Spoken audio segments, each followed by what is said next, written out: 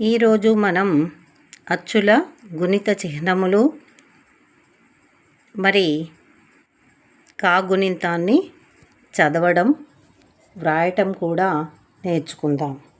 అచ్చుల గుణిత చిహ్నములు: అ క తలకట్టు, ఆ కకు దీర్ఘమిస్తే కా దీర్ఘము, ఈ కాగుడిస్తే కి గుడి, ఈ కాగుడి దీర్ఘమిస్తే కీ గుడి దీర్ఘము, ఉ కాకొమ్మిస్తే కు కొమ్ము, ఊ కాకొమ్ము దీర్ఘమిస్తే కూ కొమ్ము దీర్ఘము, ఏ కాకేత్వమిస్తే కే ఏత్వము, ఏ కాకేత్వన దీర్ఘమిస్తే కే ఏత్వము, ఐ కాకైత్వమిస్తే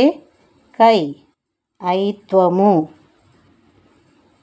ఓ కాకోత్వమిస్తే కో ఓ ఉత్వము, ఓ కాకొత్తన దీర్ఘమిస్తే కో ఉత్వము, ఔ కాకౌత్వమిస్తే కౌ ఔత్వము,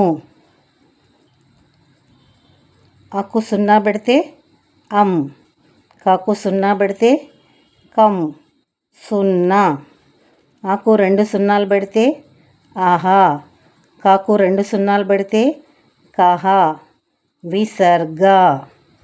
మరి ఇలా మనము గుణింతాలను నేర్చుకున్నట్లయితే